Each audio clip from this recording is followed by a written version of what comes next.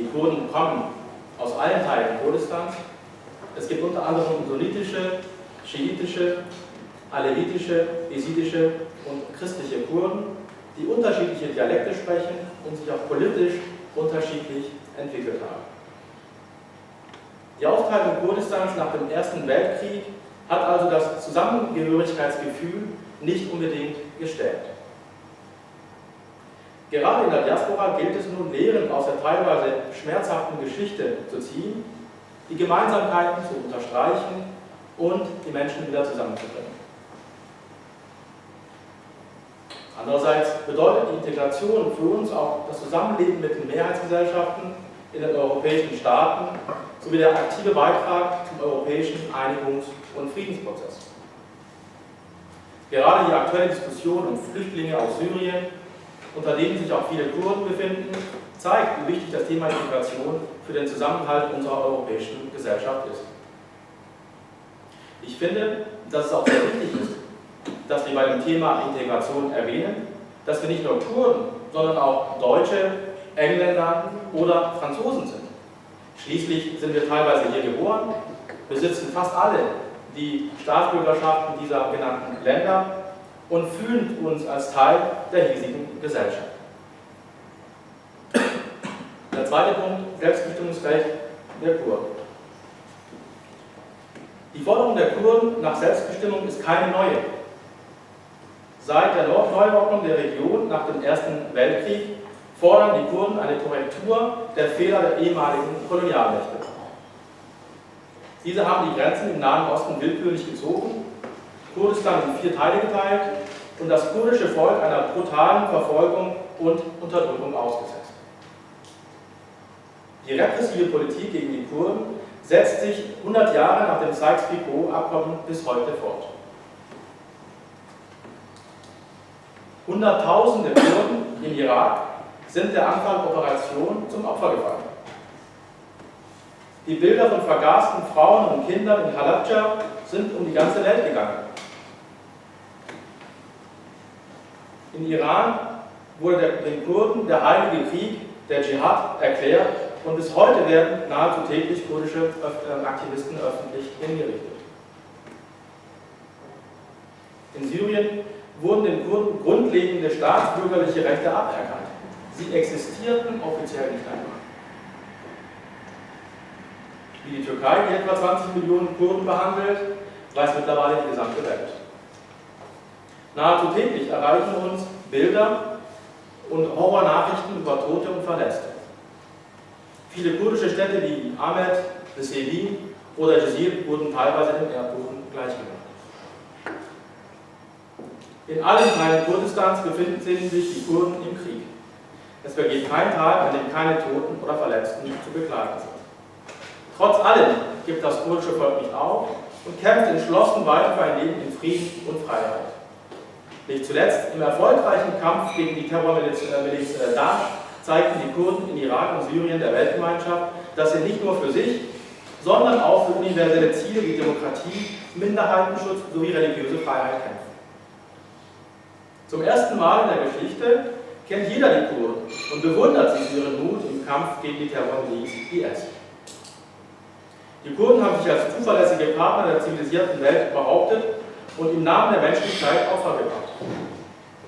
Sie haben eine relative Stabilität in eine Region der Welt gebracht, die ansonsten nur Kriege und Konflikte kennt. Sie haben Millionen von Menschen Zuflucht gegeben, ohne einen Unterschied zwischen Kurden, Turkmenen, Arabern, Schiiten, Sunniten, Jesiden oder Christen zu machen. Die Kurden sind eine konstruktive und friedliche Kraft im Nahen Osten. Die Welt muss sich schon aus eigenem Interesse bei ihrem Kampf für Selbstbestimmung unterstützen. Ein kurdischer Staat im Norden des Irak, der seine ethnischen und religiösen Minderheiten schützt, wird langfristig ein Stabilitätsanker für den Nahen Osten sein und andere Staaten in der Region inspirieren. Dasselbe gilt für die autonome und säkular organisierte kurdische Region im Norden Syriens. Eine unserer Hauptaufgaben als kurdisch-europäische Gesellschaft wird es sein, den Entscheidungsträgern und der Öffentlichkeit in Europa zu erklären, was die Kurden mit bescheidenen Mitteln erreicht haben und dass sie deshalb zu Recht die natürlichen Partner Europas sind. Nun möchte ich auf den dritten Punkt eingehen: Demokratie und Rechtsstaatlichkeit in Kurdistan. In der jüngeren Geschichte der Kurden hat sich ihr Kampf teilweise ausgezahlt. In Südkurdistan, was auch bekannt ist als Nordirak, genießen sie seit 2005 weitreichende Autonomierechte, die auch in der zentralirakischen Verfassung verankert wurden. Die Kurden in Rojava, Kurdistan, also im Norden Syriens, konnten in den Wirren des Krieges weite Teile im Norden unter ihre Kontrolle bringen, innerhalb kürzester Zeit staatliche Strukturen ausbauen und vor kurzem ihre Föderation innerhalb Syriens ausrufen. Überall dort, wo also die Kurden über Staatsgewalt verfügen, tragen sie auch Verantwortung. Es ist daher wichtig, dass demokratische und rechtsstaatliche Prinzipien eingehalten werden. Vieles funktioniert bereits auch erstaunlich gut, aber oft fehlen noch das Know-how, die nötige Erfahrung und die finanziellen Möglichkeiten. Wir als kurdisch-europäische Gesellschaft werden die kurdischen Autonomieregionen bei Themen wie Good Governance sowie Aufbau und Stärkung staatlicher Strukturen tatkräftig unterstützen.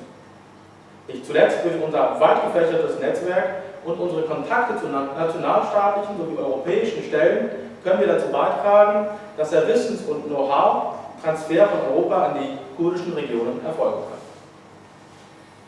Liebe Freunde, wir haben mit 4 Vereinen begonnen, wollen aber noch weiter wachsen und weitere Vereine und Organisationen für unsere Ziele gewinnen.